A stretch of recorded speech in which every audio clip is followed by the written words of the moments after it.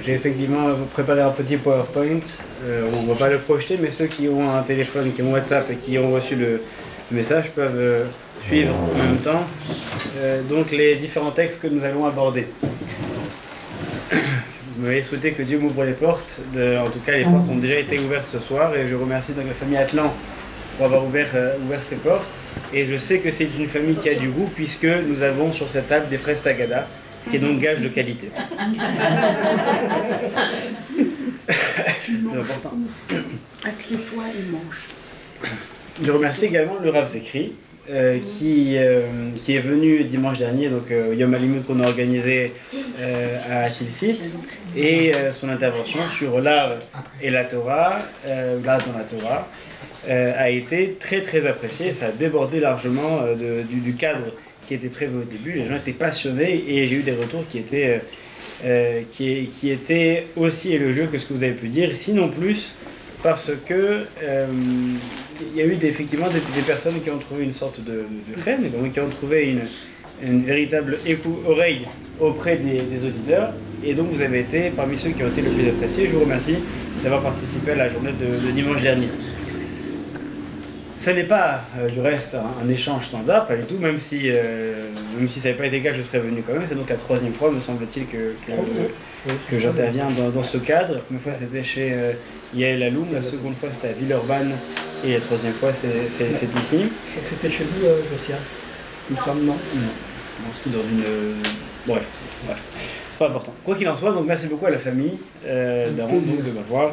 Atlan, pardon, de m'avoir reçu ce soir. Le thème de ce soir, donc, débute de notre sidra. C'est une sidra qui est courte, qui est relativement courte, mais qui est bien riche. Qui est courte, mais extrêmement riche, parce que, du coup, nous saluons nos amis de Facebook qui nous regardent. Donc une sidra qui est courte, mais intense et riche, parce qu'il y a beaucoup de phrases choc, de principes que nous entendrons dans cette sidra, notamment Veche Achicha Imach, qui reviendra dans de nombreux principes halachiques, et ton frère devra vivre avec toi. C'est une obligation d'établir, de construire une société où tout le monde arrive à vivre de manière à ce que chacun puisse s'épanouir. On a donc des passages qui sont vraiment ontologiques, qui vont être fondateurs dans de nombreux domaines. Et moi, j'interviendrai sur une des dernières phrases, dernier passage de la Parashat Béar, qui traite d'une question qui aujourd'hui n'a plus vraiment d'intérêt d'être traitée, c'est pour ça qu'on va la traiter, qui est la question de l'idolâtrie.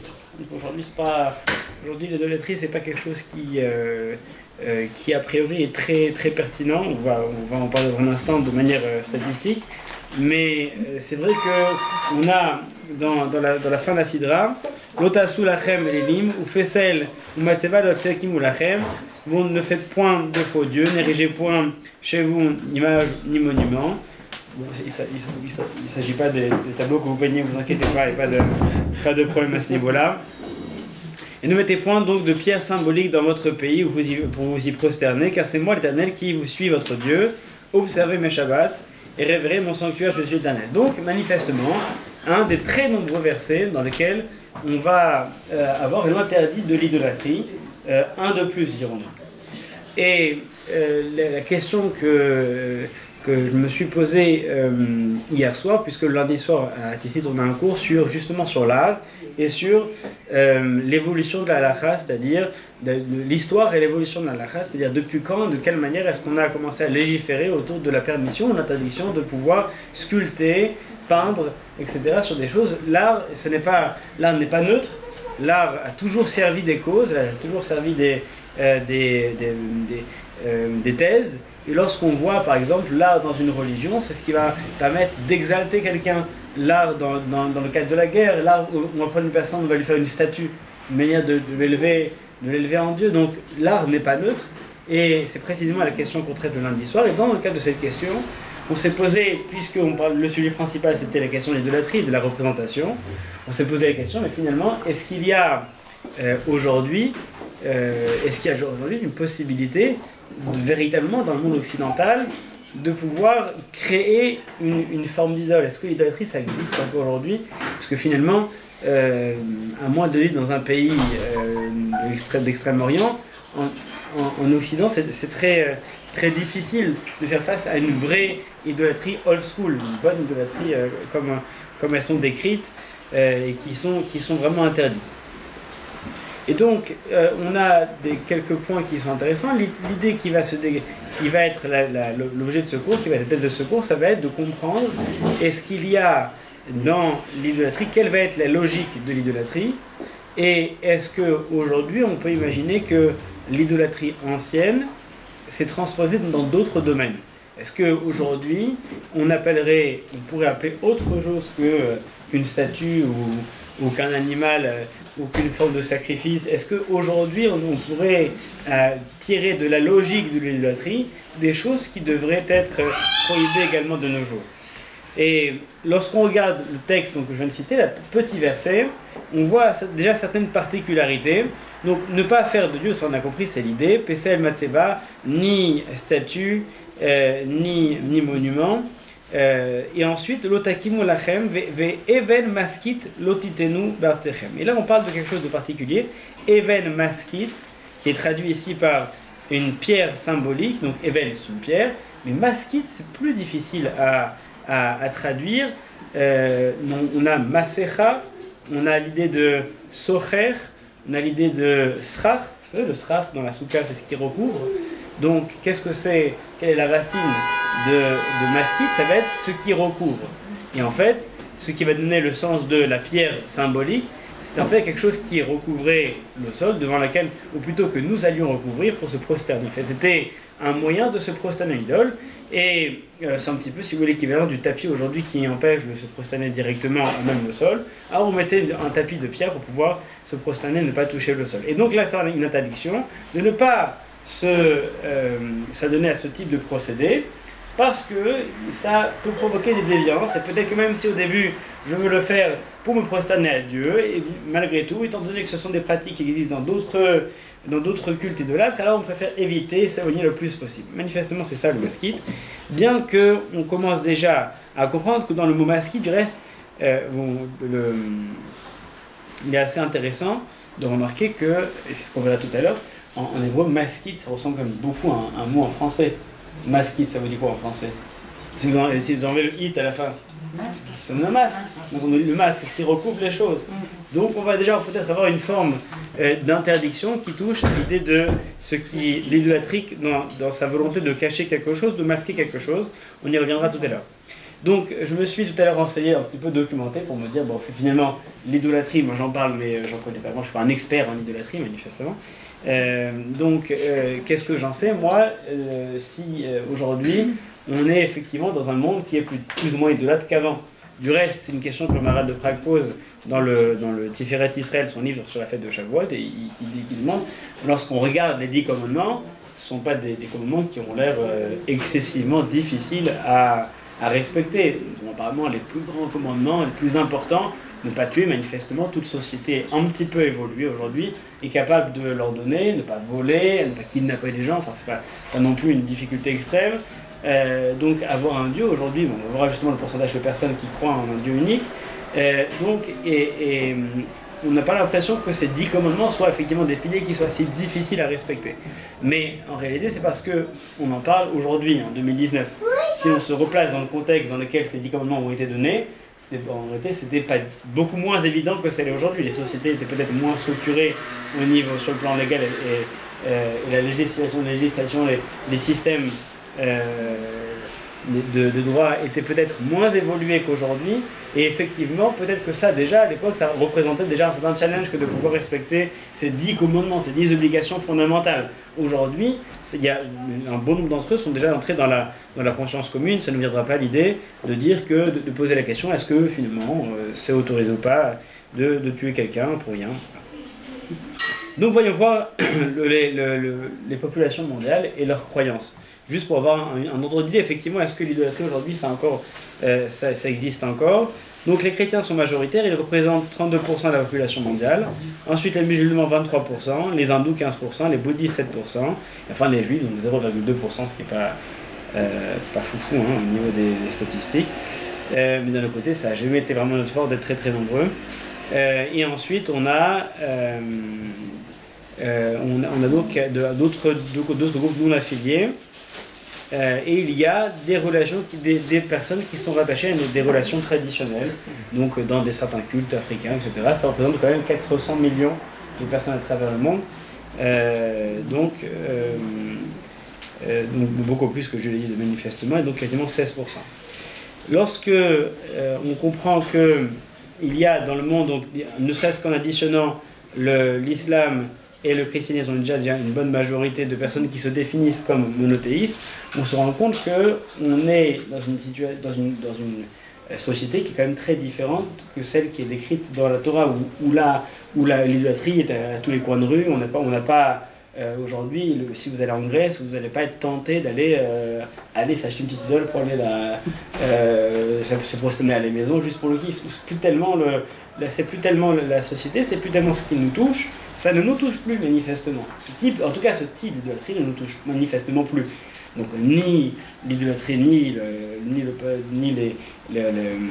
l'Olympe, ni du côté grec, ni du côté romain, rien de tout ça ne nous intéresse véritablement. Ça rentre plutôt du folklore ou de la culture, mais enfin, à aucun moment ça ne rentre dans le domaine de la véritable croyance. Personne aujourd'hui ne va aller se dire, tiens, si je prie au Dieu de l'éclair, on avait quelque chose de bien. Donc manifestement, ça a bien changé. Et ça, c'est dans le monde. Et en Europe, c'est encore plus flagrant.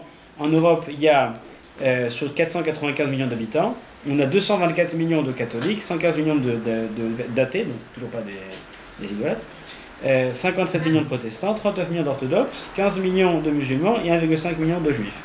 Donc on a environ 453 millions sur 495 qui se déclarent comme étant, qu'on pourrait analyser comme étant non idolâtres.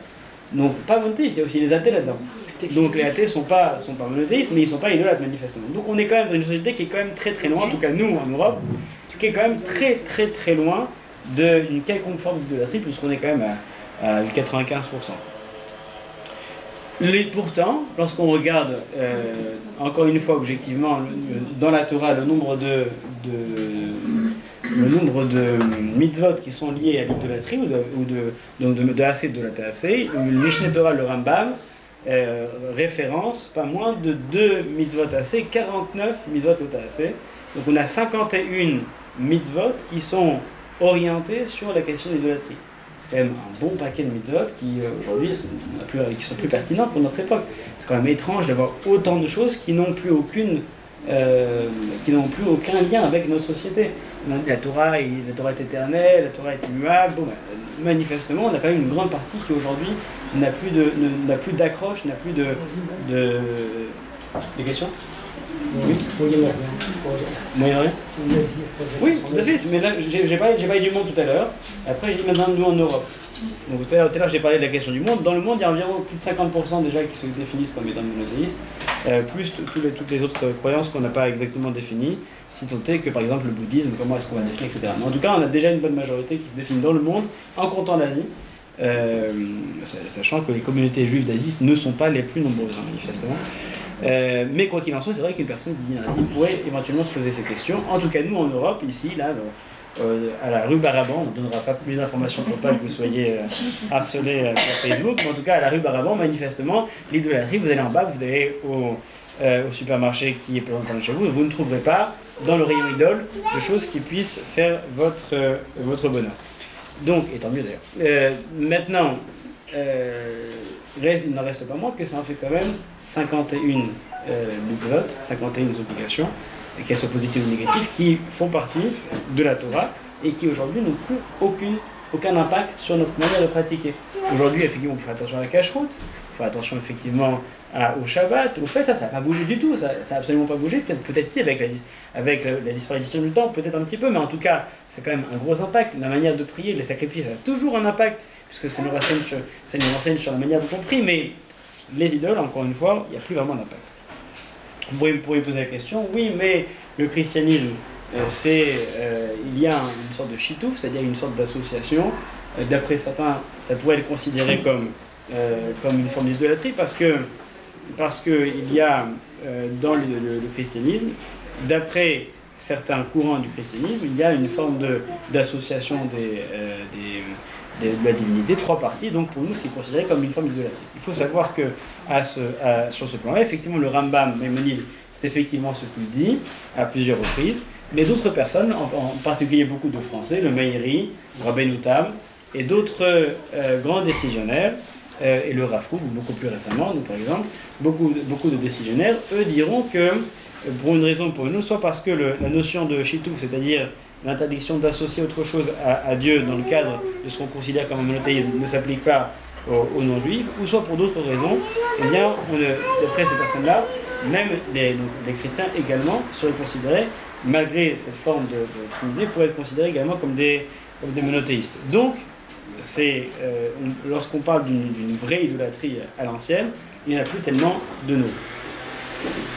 Ce qui nous en amène à la question du début, qui était, alors du coup, qu'est-ce qu'on peut malgré tout arriver à comprendre de ces interdictions que forme toute cette panoplie, tout cet arsenal juridique qui compose donc le spectre de l'interdit de l'idolâtrie. Donc on revient sur le texte que j'avais cité tout à l'heure en introduction, qui était donc Lota Sulachem, ne vous fabriquez pas de faux dieux. Vous faites le Matseva, Lotakimu Lachem, et vous non plus n'érigerez pas de stèles, de monuments, d'images, et non plus donc Even Maski, donc la prière dont je parlais tout à l'heure, cette pierre symbolique, donc il ne faudra pas non plus s'y prosterner. Pourquoi? Parce que Kiani Hashem Elohim, c'est moi l'Éternel votre Dieu, et rien d'autre. El Shebetotati Shmeru, Umugdashai Tiraou, Ani Hashem. Et là, une étrangeté, sans rapport aucun, sans tradition aucune, après avoir interdit de se prosterner devant une idole, vous ne vous prosternerez pas devant une idole, par contre vous respecterez le Shabbat. Parce que c'est logique, parce que c'est lié, les deux ont l'air manifestement d'être liés l'un à l'autre, apparemment. L'idée de ne pas se prosterner devant une idole et de respecter le Shabbat, manifestement, il doit y avoir une relation, puisque c'est dit l'un après l'autre sans aucune transition, mais on ne voit pas a priori cette évidence.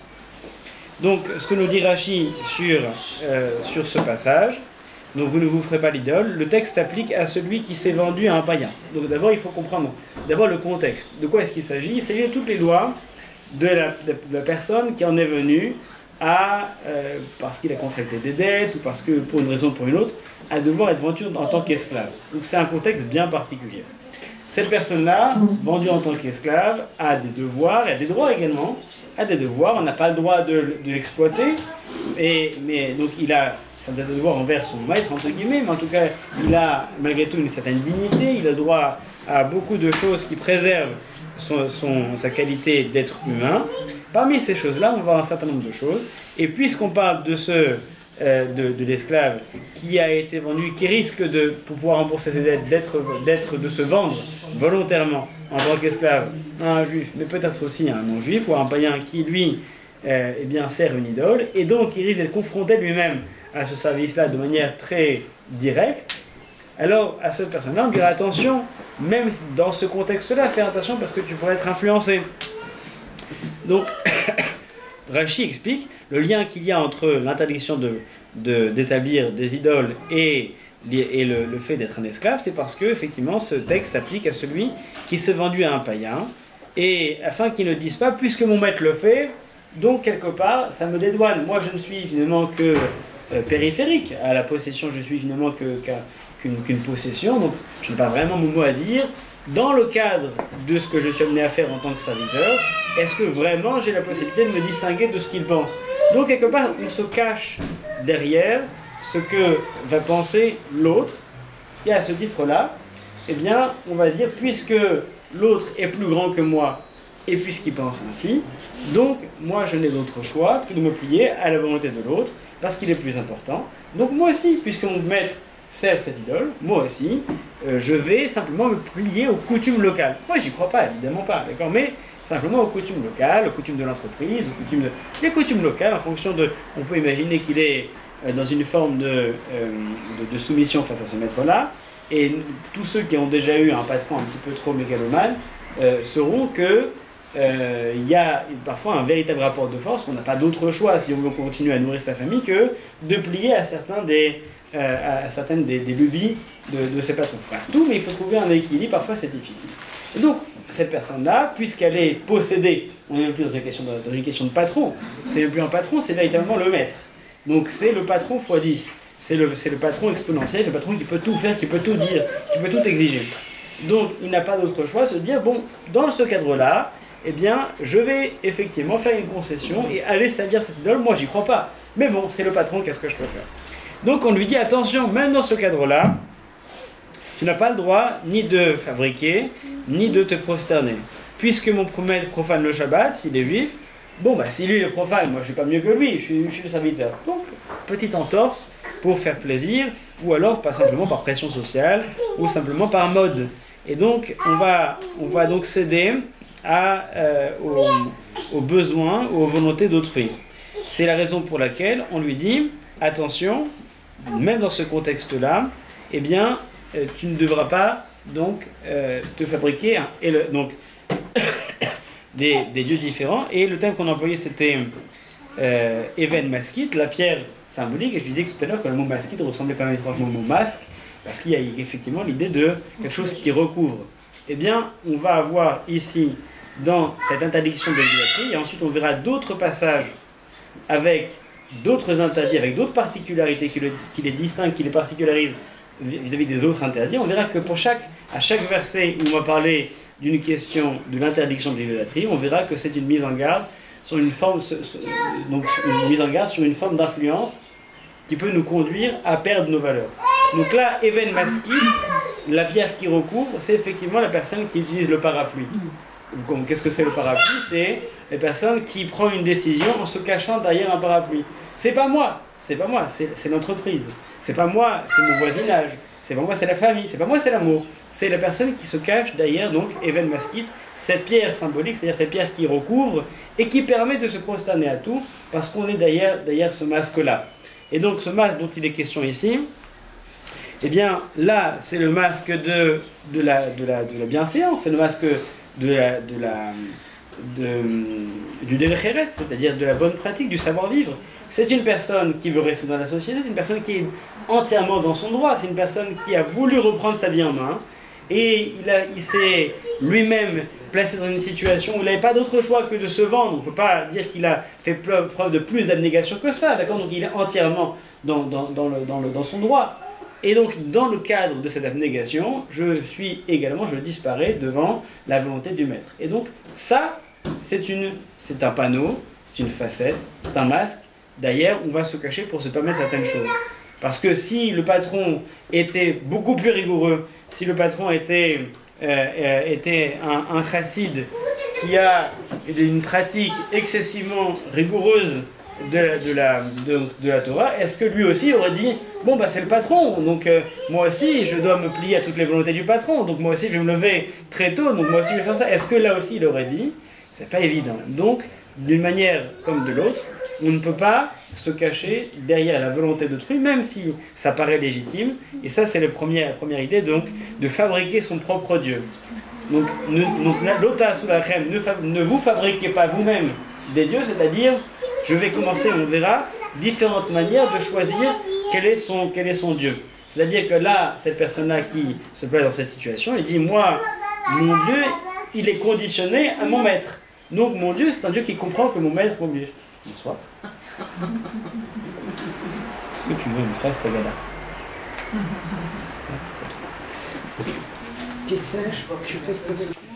Donc ça, c'est donc la première étape, c'est-à-dire l'étape où on comprend de cette formulation étrange de la pierre Even Maskit, cette pierre qui recouvre, cette pierre symbolique, on comprend qu'il y a effectivement l'idée de l'idolâtrie dans le cadre de celui qui se cache derrière quelque chose. Et justement, cette forme d'idolâtrie de fabriquer ce dieu tout particulier qui est le dieu du masque, eh bien, cette forme de déresponsabilisation et de dire que finalement, eh bien, Dieu comprendra, on va voir justement que l'idée de se couvrir et de fabriquer son Dieu derrière son masque, eh bien, c'est quelque chose qu'on va revoir dans différents endroits. Donc, qu'est-ce que c'est finalement le masque? Mettre un masque, c'est une idée qu'on retrouve dans différents endroits, parfois de manière positive, parfois de manière moins positive. Par exemple, Moshe Rabbeinu, parfois c'est nécessaire de porter un masque pour se protéger ou pour communiquer, c'est important. C'est à Purim, c'est le principe de Purim. À Purim, on porte des masques parce que à Purim, ça nous permet de désinhiber nos limites, ça nous permet justement d'exploiter toute cette partie inconnue de nous-mêmes. La personne qui exprime le mieux cette idée, c'est peut-être celui qui a eu besoin d'un masque pour communiquer, Moshe Rabbeinu par exemple. Eh bien, lorsqu'il descend du Har Sinaï, il porte un masque. On ne va pas lui reprocher de porter un masque, parce que c'est ce qui va lui permettre, au contraire, de pouvoir communiquer, de pouvoir se mettre au niveau des autres et de pouvoir se réinsérer dans la société. Donc parfois, effectivement, pour s'insérer dans une société, on a besoin d'un masque. Parfois, la société elle est tellement en décalage avec ce qui on est vraiment, soit parce qu'elle est bien meilleure, soit parce qu'elle est bien pire, et bien qu'on a besoin d'un pont, on a besoin d'un masque, et ce masque-là, il est utile. Maintenant, le problème, c'est que Dieu n'a pas besoin de masque. Et donc, forcer un masque pour maquiller la présence de Dieu ou pour la rendre acceptable dans notre société, c'est déjà une forme de danger, c'est déjà une forme de idolâtrie parce qu'on est en train de servir un Dieu qui a un masque, on est en train de se créer un Dieu en lui mettant un masque dessus. Et c'est ça l'idée de la fascination de la Avodah Zarah, c'est finalement une pierre comme une autre, à laquelle des personnes qui vont former un groupe vont tous se rassembler vers elle en disant elle a une propriété, elle peut faire des choses. Et donc le fait que tout le monde y croit, que tout le monde y pense, que tout le monde déverse sa croyance, déverse son énergie, entre guillemets spirituelle, vers cet endroit-là, c'est quelque chose qui va donner du pouvoir, pas un pouvoir physique, mais qui va donner un pouvoir mental pour faire en sorte que les gens s'identifient à cette idée, alors qu'en fait l'idée n'a pas bougé, c'est le même masque depuis le début, mais le fait de s'identifier à ce masque-là, c'est déjà une manière de communiquer avec cette idole-là. Donc mettre un masque, c'est parfois juste une manière de se cacher derrière une croyance pour s'intégrer. Comment ? Oui, c'est pour se préserver. C'est pour ça que c'est pas forcément toujours négatif de mettre un masque. Mais la question, c'est lorsqu'on met un masque à Dieu. C'est-à-dire que Dieu est comme ça, mais Dieu n'est pas vraiment compatible avec la société. Donc ce serait mieux si on avait un Dieu qui serait quand même plus ouvert. Voilà. Le Dieu des sacrifices, pas tellement, d'accord ? Le Dieu des sacrifices, c'était bien pendant une période, mais aujourd'hui, plus tellement. Le Dieu de la Shrita, bon, ça passe plus très bien de nos jours, d'accord ? La circoncision, c'est quand même une pratique barbare. C'est quand même une pratique qui nuit et qui enlève la possibilité à l'enfant de choisir. Plus tard, il grandira, il pourra faire. Donc, aujourd'hui, on est dans une situation où on veut dire, bon, il faudrait que Dieu puisse porter un masque qui le rende acceptable. Donc parfois, effectivement, on va plaquer ce masque de la société sur ce qu'on veut que Dieu soit, et parfois c'est nous-mêmes qui allons nous cacher derrière ce masque pour justifier nos croyances. Qu'est-ce que ça veut dire ? Ça veut dire qu'on peut très bien penser croire en Dieu, mais finalement ne le faire que parce qu'on a besoin de ce masque. Vous venez de dire qu'effectivement le masque c'est une manière de se protéger, d'accord ? Et parfois on a besoin de chaleur, on a besoin d'un groupe. Donc un enfant qui voit que lorsque le professeur l'interroge et qu'il lui dit où est Dieu, il est partout, on voit qu'on lui donne un bon point, alors le moyen pour lui de s'intégrer à cette classe, de s'intégrer à cette famille, de s'intégrer à cette société, c'est de dire qu'il y croit. Maintenant, il y a bien un moment donné où il va falloir passer de l'éducation à la croyance elle-même. On ne peut pas être toute notre vie en train d'être dans ce paraître, de dire que pour pouvoir m'intégrer à ce groupe-là, alors je pense que Dieu est comme ça, alors je fais Shabbat parce que c'est bien, parce que c'est comme ça qu'il faut faire. Et à un moment donné, il faut être capable de savoir si effectivement c'est un Dieu du masque, c'est-à-dire c'est ce que je respecte en fait, ce dont je pratique, c'est simplement ce qui me permet de m'intégrer à la société. Donc est-ce que je le fais uniquement pour pouvoir porter ce masque-là ? Ou alors, est-ce que véritablement, même si j'étais en dehors de cette société-là, si un jour je déménage, est-ce que si un jour je n'ai plus d'obligation, est-ce que j'irai toujours à la tefila le matin ? Est-ce que j'irai toujours pratiquer comme je pratique ? Est-ce que je pratique parce que c'est plus simple de paraître comme ça ? Ou alors est-ce que c'est quelque chose que je crois vraiment ? Et ça, c'est également l'idée du danger du masque et du Dieu du masque. C'est-à-dire, c'est en fait ce qu'on va servir, ça n'est pas Dieu, c'est ce que je pense être bon pour moi, pour m'intégrer. Et ça, c'est également un des dangers qui existent dans cette forme de croyance qu'on va ériger en bouclier pour se protéger des autres. moi j'y crois, t'inquiète pas, moi j'y crois comme toi, j'y crois, d'accord? Et c'est ce qui va faire que parfois certaines personnes, pour pouvoir trouver un groupe, pour pouvoir trouver de la chaleur, eh bien ils vont rejoindre telle ou telle religion, telle ou telle branche de telle religion, parce qu'ils ont besoin d'être acceptés, et on sent que là-bas, en faisant ça, on les accepte. Donc c'est un bouclier émotionnel qu'on crée, une sorte de masque, pour pouvoir s'intégrer, mais est-ce que c'est vraiment ça, servir Dieu? C'est une question qu'on doit être capable auquel doit être capable de pouvoir répondre. Et toujours dans la question de ce masque qu'on peut créer, donc de cette interdiction de créer cette idole pour qu'elle me soit comme un masque pour moi, c'est également l'idée de la personne qui croit en Dieu pour donner du sens à ses actions. Les personnes qui vont dire que effectivement il faut croire en Dieu parce que Dieu donne du sens à ma vie. D'accord, c'est sûrement vrai. Mais est-ce que c'est pour ça? Est-ce que c'est pour cette raison? Est-ce que c'est pour cette raison que est-ce que c'est suffisant pour pratiquer? Est-ce que c'est parce que mes actions ont l'air d'avoir un sens que c'est suffisant pour dire que je crois en Dieu?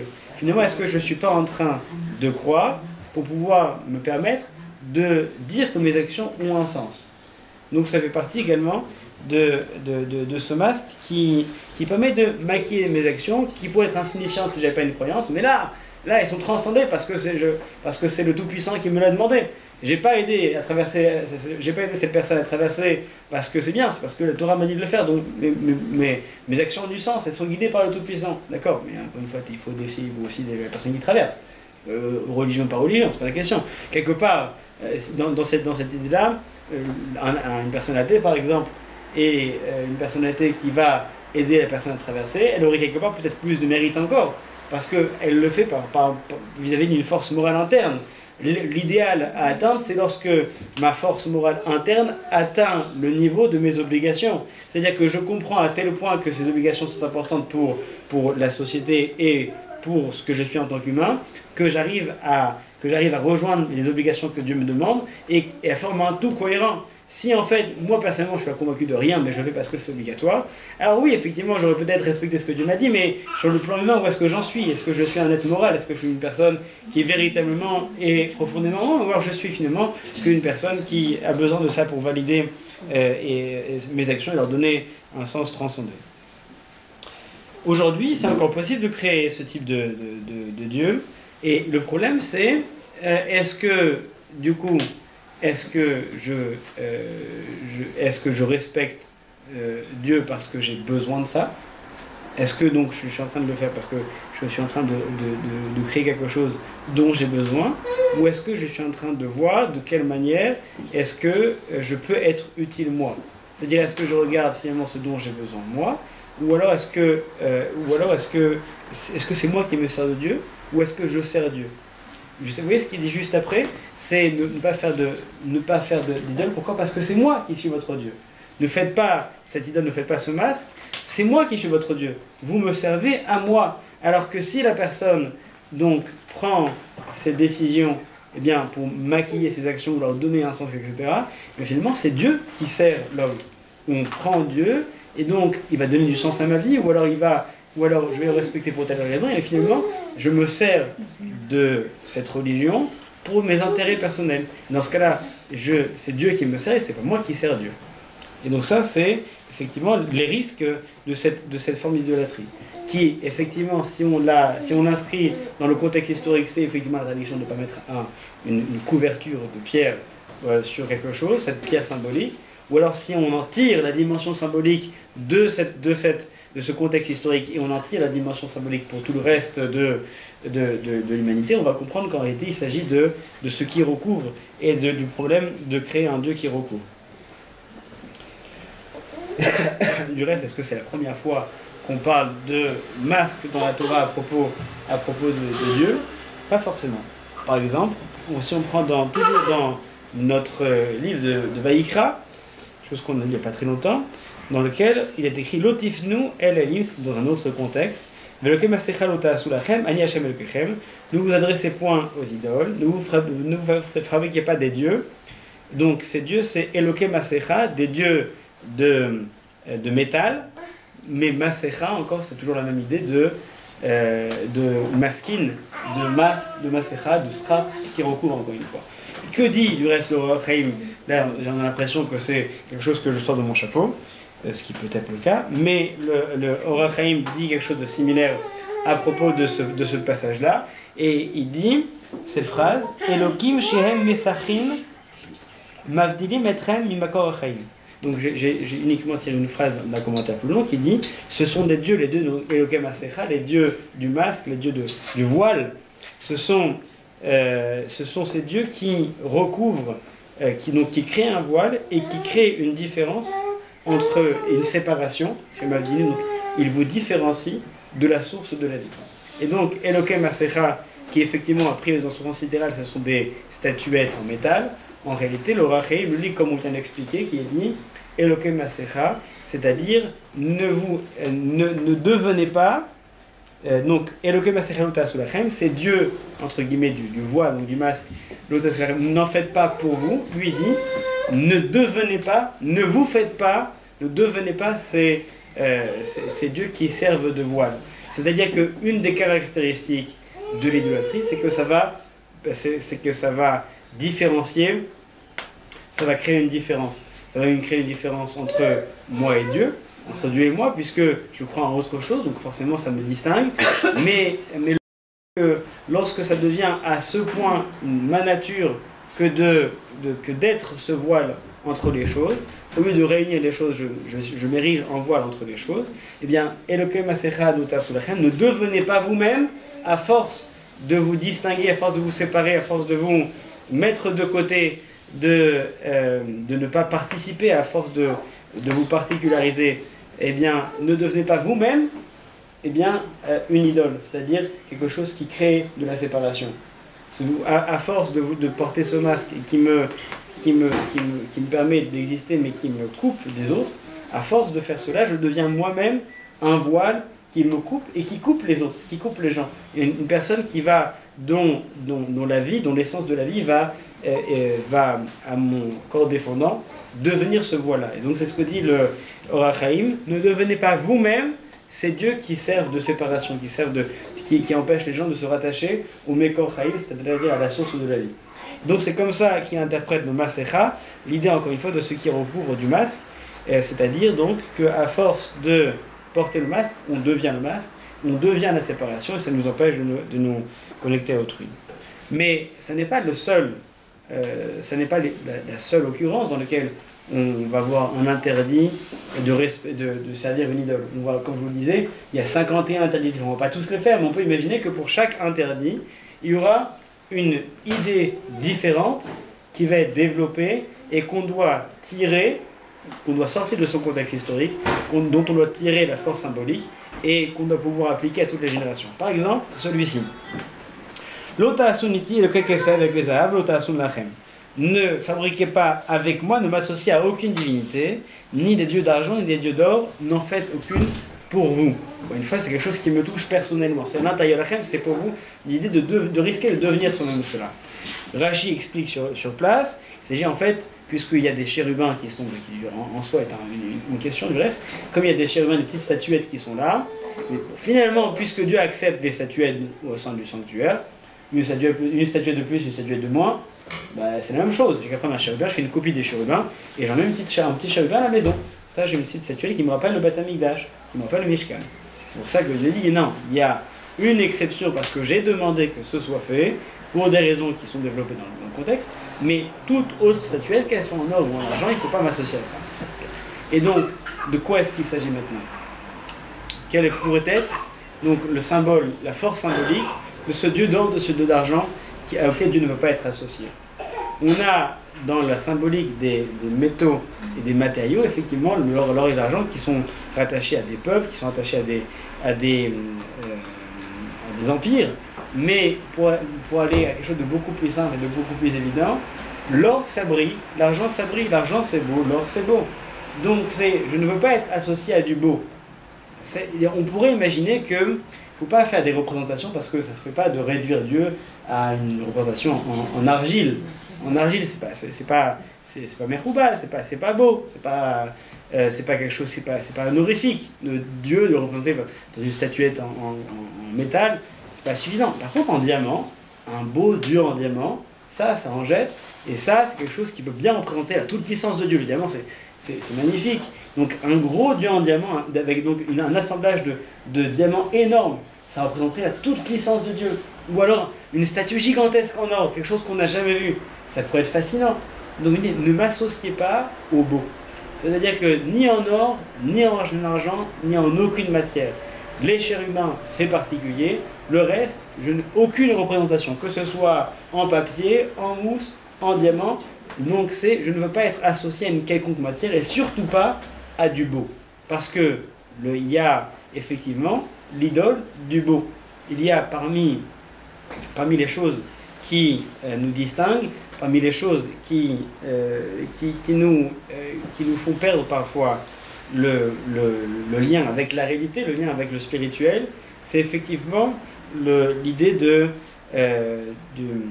la coque, c'est-à-dire de ce qui entoure les choses. Et si on représente Dieu, donc, même si c'est en or, eh bien, on va personnifier, on va quelque part matérialiser Dieu dans cet objet. Qui sont en diamant ou qui sont en or, ça ne change rien. Et qui soit beau, c'est même pire d'ailleurs, parce que plus c'est beau, plus c'est acceptable. Donc, le beau, c'est ce qui va rendre les choses inacceptables, qui va les rendre acceptables. Et donc, je ne veux pas qu'il y ait une quelconque représentation, parce que le beau, c'est quelque chose qui maquille la vérité, et qui va le rendre, et qui va me faire devenir acceptable sous une forme matérielle. Du reste, il y a un commentaire, une explication intéressante du Rav Wolbe au niveau du Aïn Hara. Aïn Hara, donc c'est lorsque je regarde une personne et que je la fixe, bref, il y a des règles manifestement, eh bien, il peut arriver des bricoles parce que si je suis jaloux, etc. Bon, on connaît ce que c'est le Aïn Hara. Bien, lui, il explique le Aïn Hara en disant, d'une manière très originale, en disant qu'est-ce que c'est le Aïn Hara, mal voir les choses, c'est enfermer les gens dans leur aspect, dans leur matérialité. C'est-à-dire, par exemple, il explique ça au niveau de la tsniout. La tsniout, c'est l'expression de Aïn Hara. Pourquoi ? Parce que lorsque je vais voir une femme ou un homme, du reste la tsniout c'est pour tout le monde, il n'y a pas de différence, qui va avoir un corps sculpté, un corps qui est beau. Prenons un exemple d'un homme, à chaque fois on prend les femmes. Prenons le corps d'un homme, d'un corps qui est bien sculpté, Abercrombie et Fitch. Et donc vous avez une personne qui est bien sculptée, qui a un mannequin.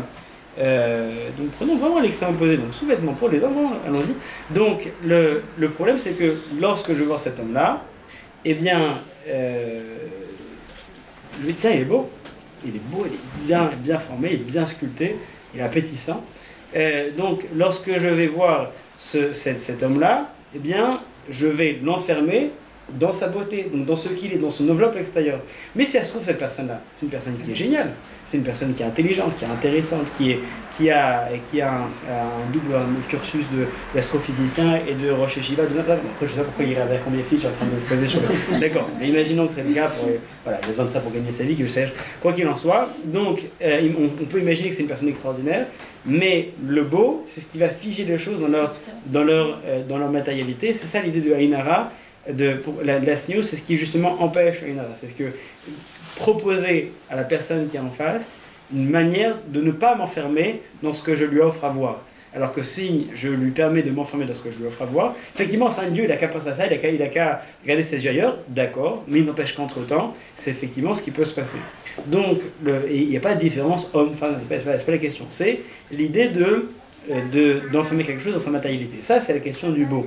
Ça, c'est l'idolâtrie du beau. C'est prendre son énergie, prendre sa croyance et la diriger et elle est déviée. En fait, l'idolâtrie, c'est l'idée du détournement. C'est pas uniquement l'idée de se prosterner, c'est l'idée du détournement. Du reste, une prosternation, c'est un détournement.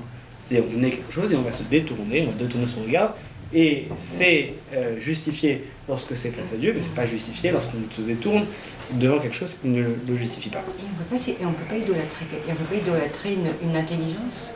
Enfin, même mieux que ça, regardez, on en a parlé justement hier soir. On parle du beau, on parle de l'aspect. Oui. Mais on peut idolâtrer il y en a qui sont moches, oui. et on est attiré, exactement par leur intelligence. Et c'est une forme d'idolâtrie. Tout à fait. Et alors? Je ne vais pas parler de toutes les idolâtries, mais effectivement, vous avez compris l'idée. Commencez à comprendre l'idée. L'idée, c'est... Mais alors, je suis désolée, mais quand vous dites tout à l'heure, quand vous avez dit qu'il fallait que ce soit beau, que ça brille et tout, Shiva c'est moche, Bouddha c'est moche, et pourtant ils sont... c'est magnifique. Effectivement. Mais j'ai pas dit que c'est... Mais j'ai pas dit que c'était que l'idolâtrie de la beauté. J'ai dit que j'allais citer pour chacune des interdictions un aspect différent. Il y a plusieurs... Donc là, il n'y a pas un interdit, il y en a 51. Là, je vais parler au début de la question du masque, et je dis pas que ça, il y a des idoles qui ne sont pas représentés par des masques, il n'y a pas des animaux. Donc il n'y a pas que le masque, il n'y a pas que la beauté. Je prends juste des cas pour arriver à en sortir, en extraire la portée symbolique et pouvoir la réintroduire dans une autre société. Mais effectivement, en l'occurrence, il y a différentes divinités qui ne sont pas très belles, il n'est pas très joli. Pas super que une bonne modèle. Mais effectivement, Bouddha est peut-être pas l'exemple du beau. Encore quoi. Donc elle a un dernier pour la route, mais vous commencez à voir l'idée. Donc là, par exemple, l'idolâtrie de manière générale, c'est l'idée, comme on l'a expliqué, du détournement.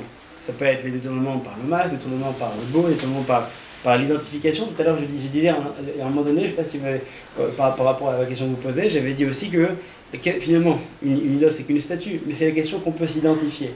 C'est ce que les gens vont projeter comme croyance et qui vont faire que, comme un miroir, je vais pouvoir m'identifier à cette statue. Alors que pourtant, c'est qu'une statue, bon sang. Elle a 7 bras, elle a 12 bras, qu'est-ce que ça change? C'est qu'une statue, bon sang.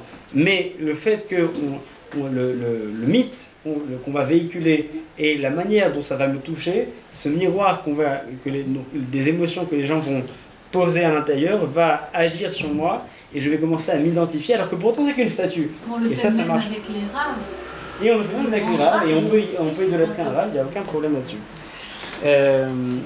Il n'y a aucun souci là-dessus, ne vous inquiétez pas, les raves ne sont pas restés. Du reste, à la fin du cours, je vendrai des petites statuettes de moi. Petites statuettes de moi, en format 24. À une condition, il faut qu'elle...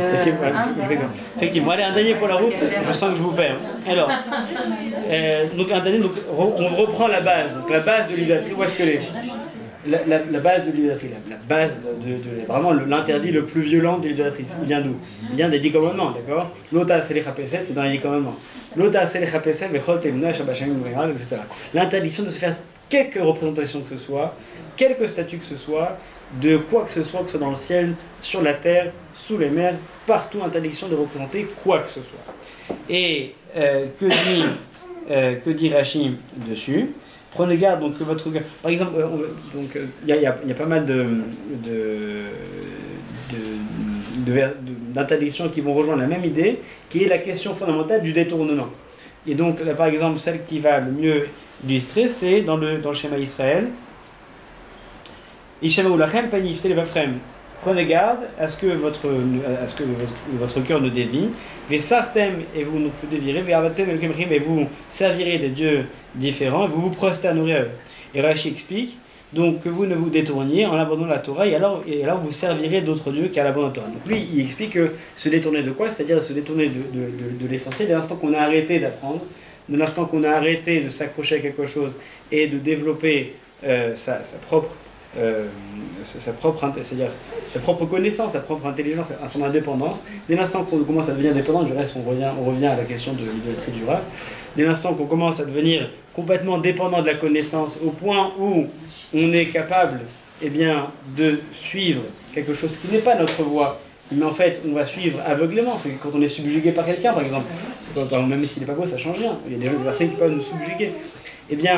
À partir de ce moment-là, l'otatourou, donc l'interdiction de ne pas dévier d'un plan qu'on s'était fixé, parce que toutes ces attirances-là, que ce soit le beau, que ce soit l'intelligent, que ce soit le masque, que ce soit toutes ces choses-là, ce sont des éléments qui sont suffisamment puissants pour me permettre de justifier que je me détourne d'une mission que je m'étais fixée. Donc là, c'est pour l'idée de l'interdiction spécifique de se laisser aller, par facilité peut-être ou par autre chose, de se laisser aller à une croyance qui est facile et qui me permet légitimement de me laisser, de me détourner. Excusez-moi. Oui.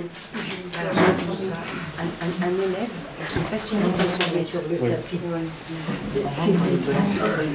Alors la fascination. Parce que vous avez des élèves qui rentrent dans un qui sont suivis. Oui, des gourous quoi. C'est même pas un gourou, c'est vous avez des c'est même pas des grands rabbins, à la rigueur, ça fait c'est des cours, pas des courants de pensée, mais presque, il rentre et dit, bah non, c'est mon Rav qui a dit ça, et son Rav c'est le meilleur, et c'est le... Mais on ne rentre pas dans la forme d'idolâtrie où tout le monde dit, tout le monde se prosterne ou quoi, mais c'est-à-dire qu'il suit absolument son maître, parce que c'est lui qui l'a formé, et c'est une forme d'idolâtrie. Mais là, si vous voulez, au niveau du libre arbitre, ça veut dire que c'est lui qui le dirige. Regardez la différence entre... Regardez, c'est intéressant, regardez. Regardez la différence de formulation entre... Là, t'as dit qu'on a vu 3 fois, on a vu dans 3 reprises différentes, l'ota sous la crème. Ne vous fabriquez pas des dieux. Que disent les Pirkei Avot? Assez les charav. Fabrique-toi un maître. C'est l'exact opposé. C'est-à-dire qu'en fait, donc l'ota sous la crème, c'est l'interdiction de se projeter et de se fabriquer son dieu qui peut nous convaincre, d'accord? Alors que le Rav, c'est l'inverse. C'est-à-dire que lorsqu'on a choisi une personne, pour qu'il puisse nous correspondre, c'est nous qui formons le maître et c'est pas le maître qui nous forme. C'est-à-dire que c'est l'élève qui influence le maître de manière à ce qu'il puisse lui être efficace. Et c'est jamais l'inverse. Si l'élève se retrouve subjugué à être complètement sans jamais comprendre ce qu'il doit faire, c'est manifestement que le maître n'est pas bon. D'accord? C'est assez les charav. On doit prendre une personne qu'on est capable de former, pas de former intellectuellement, de former, c'est-à-dire qu'il puisse prendre la forme. C'est-à-dire que le maître est multiforme, il est pluriforme. C'est-à-dire que le maître, il peut s'adapter à plein de gens. Il a une connaissance, il a un intellect, il a peut-être une certaine forme de psychologie, on lui souhaite. Et donc, lorsqu'il y a une personne qui vient le voir, eh bien, en fonction de l'histoire de la personne, il va s'adapter. D'où l'idée de Pirkei Avot de Aseh lecharav. Fabrique-toi, c'est précisément l'inverse. L'otasu lachem, ne faites pas pour vous, et là c'est fais-toi pour toi. Là c'est vraiment l'idée de façonner le maître en fonction des besoins qu'il nous connaît, au point où eh bien, on n'aura pas justement ce problème-là. On ne s'offre pas un maître du jour au lendemain. On forme un maître, c'est un travail qui est long. Un travail qui est long et qui est un travail de confiance, comme ça pourrait être avec un psychologue. Une personne qui nous connaît, on doit d'abord voir que ce n'est pas une personne qui va profiter de nous, etc. C'est un travail de longue haleine. Donc, un dernier point qui est justement sur l'ota selech pestel, sur les 10 commandements, une explication qui est donnée à propos de, c'est le Alshir qui dit ça, à propos de finalement, qu'est-ce que ça lui coûte à Dieu une idole? Il s'en fiche. Lui, Dieu, il englobe tout ça. Donc, même plus que ça, on va plus loin, d'accord? Le type, il croit au Dieu Soleil, donc il va vénérer le Dieu Soleil. Il va vénérer, il a fond le Dieu Soleil, qui me nourrit, qui me... quelque part, c'est lui qui a créé le Soleil.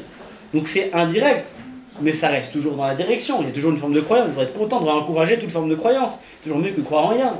Donc pourquoi, qu'est-ce que ça lui coûte à Dieu d'avoir une forme d'idolâtrie? Et il répond que, en réalité, le problème, c'est pas tellement le fait que des gens croient en quelque chose.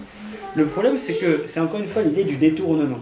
C'est-à-dire que ce qui va se passer lorsque la personne va croire au soleil au lieu de croire au créateur du soleil, eh bien c'est qu'elle va, donc le soleil lui-même est le serviteur de Dieu, donc le soleil lui-même a des devoirs envers Dieu. Eh bien en forçant le soleil à être un Dieu, le soleil n'a rien demandé, mais en le forçant à être un Dieu, il est en train de lui qui est porteur d'une partie de Dieu, puisqu'il est un homme, donc il est porteur d'une divinité, il est en train de prendre Dieu qui est dans lui et de le forcer à servir le soleil qui est censé le servir lui-même. Donc il est en train de prendre le Dieu qui est en lui et d'inverser le cycle de la création.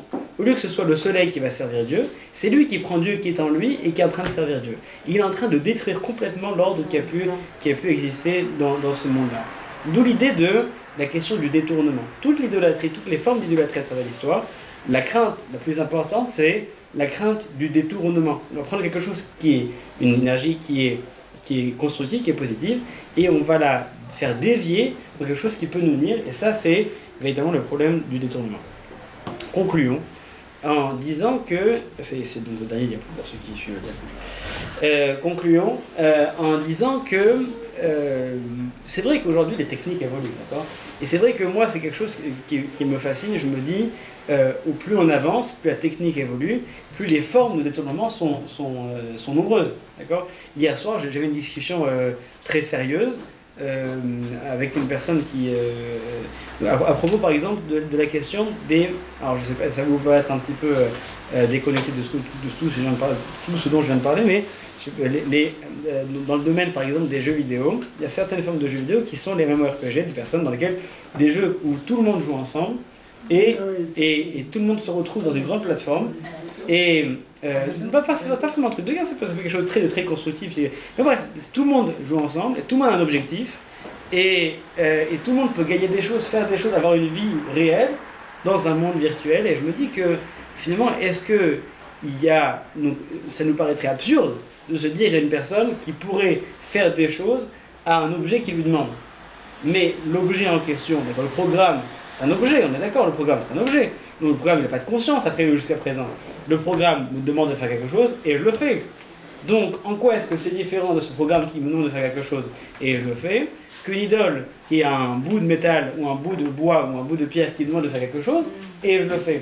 Donc effectivement, aujourd'hui, on ne soupçonne pas le nombre et la diversité de détournements qui peuvent exister, qui sont finalement exactement identiques à une idole antique, qui aujourd'hui prennent des formes différentes. Par exemple, vous jouez à Candy Crush. Vous jouez à Candy Crush? Ouais. Vous ratez. Donc, vous jouez à Candy Crush et vous arrivez au niveau 5275 et vous avez grillé vos 3 vies. D'accord? Et ça vous dit, soit vous payez des sous, soit vous revenez en 3 heures. Mais vous êtes malin. Vous ne payez pas les sous. Vous revenez en 3 heures. Donc, vous avez... il y a donc un programme qui vous a demandé de revenir en 3 heures, et vous êtes revenu en 3 heures. Donc, il y a encore une fois, c'est une forme de soumission, mais encore une fois, je ne dis pas, je ne suis pas en train d'entrer dans un délire que tout est idolâtrie. Je dis juste qu'aujourd'hui, les formes de détournement qui existent s'incarnent dans plein de domaines différents qui parfois nous paraissent aujourd'hui dans la vie courante, qui précisément comme sur l'étonnement, on ne s'en rend pas compte. Et ce qui, pendant très longtemps, nous paraissait absurde, la notion de l'idole paraissait complètement absurde, aujourd'hui, si on arrive à identifier ces formes de détournement, eh bien, sont d'une part pas du tout absurdes et d'autre part très présentes. Donc, c'est ce que disait l'Ecclésiaste en disant Dor oler vedorba, veres olam embedet. Il y a une génération qui vient, il y a une génération qui s'en va. Les gens ont l'impression que la technique évolue, les gens ont l'impression que la technologie évolue, alors qu'en fait l'humain reste identique et on se sert des mêmes détournements depuis l'âge du monde, depuis sa création jusqu'à aujourd'hui, pour arriver à obtenir de lui ce qu'on veut.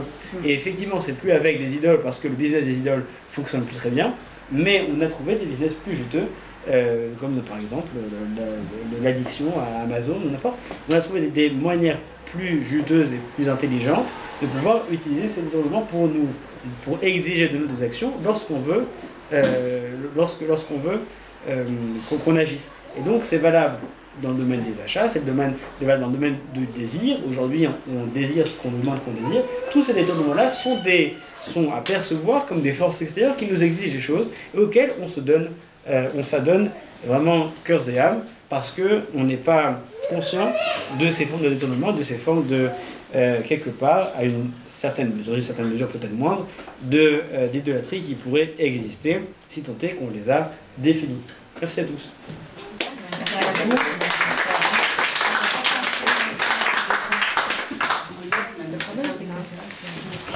Alors, je me permets de vous dire aussi que quand on dit que tout est entre les mains de Dieu, sauf la crainte de Dieu, donc ce libre arbitre, on devrait l'inculquer dans tous les cours actuellement. C'est le sujet majeur pour toutes les familles, parce que ça touche, quand vous parlez de l'addiction des jeux vidéo, ou de la mode, ou de toutes ces addictions sont beaucoup plus dangereuses que certains cours qui sont trop abstraits pour les jeunes. C'est une actualisation d'éducation qui devrait être à même de toucher ce mode de vie actuel qui est inquiétant. Peut-être que vous avez répondu à votre question en la posant. En disant que à Kol Bidei Shemin, tout est dans les mains du ciel sauf la crainte du ciel. Oui, et quelque part, si j'arrive aujourd'hui à inspirer une crainte intelligente de Dieu aujourd'hui, eh bien, j'ai réussi à dédouaner, à responsabiliser plutôt, à responsabiliser le jeune ou l'enfant, à le responsabiliser en lui faisant prendre conscience de ce qui doit réellement être chéri et respecté, de ce qui ne doit pas l'être. Donc quelque part, en disant que tout vient du ciel sauf la crainte du ciel, il y a une chose qui s'acquiert et qui s'enseigne et qui s'apprend, c'est effectivement la crainte de ce qui doit être craint. Et parmi elles, effectivement, toute l'indépendance à tout ce que la société nous expose. Donc effectivement, aujourd'hui, comme jadis, si on enseigne correctement cette crainte de Dieu, quelque part, c'est déjà un rempart. Je pense que